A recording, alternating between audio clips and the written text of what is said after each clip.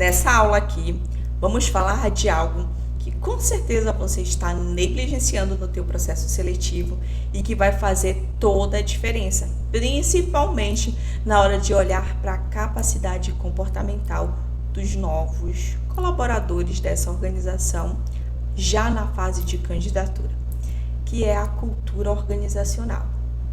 Paty, nunca tinha ouvido falar de cultura organizacional. O que é isso? A cultura organizacional é um conjunto de valores, crenças, comportamentos e práticas que definem a identidade de uma empresa e influenciam a forma como seus colaboradores agem e interagem entre si e com o mundo externo, nesse caso, os clientes, tá? Em outras palavras, a cultura organizacional é como se fosse o DNA da empresa, que define como as coisas são feitas e quais são os princípios e objetivos que guiam o comportamento dos seus membros.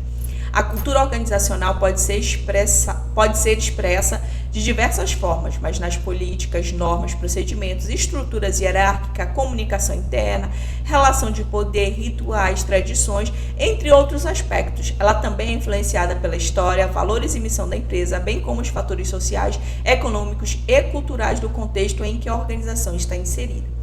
Paty, tecnicamente eu entendi, mas me fala de uma maneira mais clara para que eu consiga entender. A cultura organizacional é a forma como você gerencia, conduz os teus negócios, como você trata o teu cliente.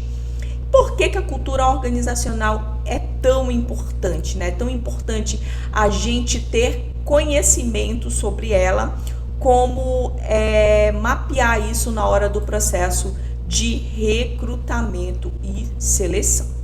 Então, eu pontuei aqui algumas coisas para compartilhar com você, tá? A escolha de alguém que não se alinhe com a cultura da empresa pode trazer problemas no futuro. Mais uma vez, eu vou bater naquela tecla de que contrata-se pelo currículo e demite-se pelo comportamento. Existem várias empresas e é por isso que eu até falo para você que não dá para colocar o processo de recrutamento e seleção numa caixinha sem antes olhar algumas coisas que são importantes, né? Então, a gestão por competência, que é o que eu estou ensinando para vocês aqui, fazerem um processo de recrutamento e seleção baseado nas competências da empresa e dos candidatos, é justamente isso, né? Você olhar para essa cultura dessa empresa muito antes de desenhar o cargo que você está buscando uma pessoa para operar. Então, a gente precisa olhar para essa cultura. Como é que a gente conduz os processos aqui? Se a gente é uma empresa que tem um ritmo mais agressivo, que trabalha muito mais, que trata o cliente, né, de uma maneira mais direta ao ponto, ou se a gente é uma empresa mais sensível, mais cheia de dedos, com mais calma, tranquilidade. E uma coisa muito importante entender é que quando essa empresa ainda é muito pequenininha, a gente tem que pegar o comportamento do gestor, tá? Ele que vai orientar essa cultura, porque, como eu sempre falo e já falei nas outras aulas anteriores, né? Uma empresa, ela nasce primeiro no coração e na mente de alguém, depois ela vai para o mundo, né? Então depois ela vira um CNPJ.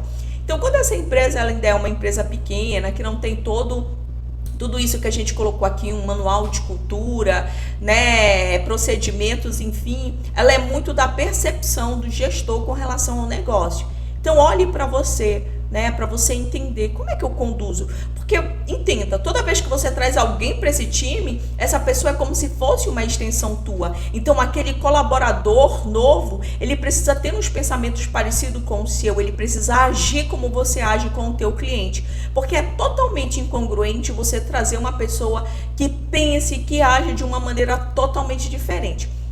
Vamos falar aqui de maneira grosseira, trazer uma analogia, por exemplo. Imagina aí que você é uma pessoa cristã e que vive o cristianismo.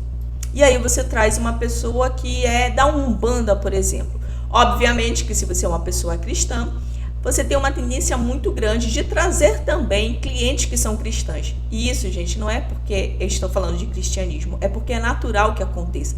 Nós temos uma tendência muito forte de comprar de pessoas que têm um comportamento como o nosso. Faça essa análise. E, obviamente, os clientes que a gente acaba atraindo têm um comportamento parecendo com o nosso. Se ali eu tenho atendendo um cliente, um colaborador que tem um perfil totalmente oposto daquilo, vai ter um choque de cultura, né, não vai estar congruente com o meu negócio. Então, por isso que a gente está falando de cultura, para que a gente entenda de maneira clara. Não estou falando que tem certo nem errado. Existem pontos na cultura que não vão fazer diferença, mas tem algumas outras coisas que gritam e que a gente precisa ter muita clareza para trazer realmente as pessoas certas para nossa empresa.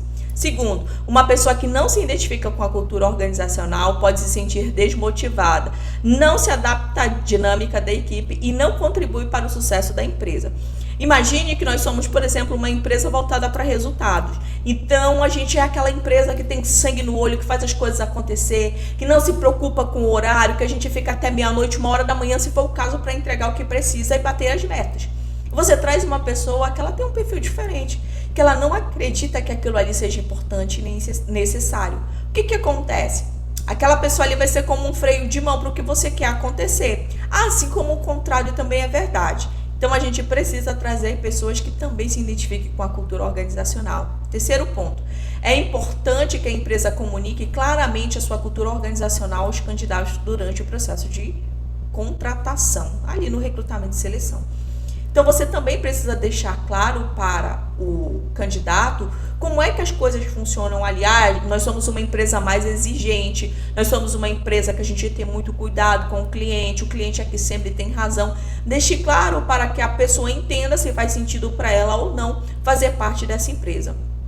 E o quarto e último ponto, contratar um funcionário que se alinhe à cultura da empresa é fundamental para garantir um bom desempenho e um ambiente de trabalho saudável e motivador.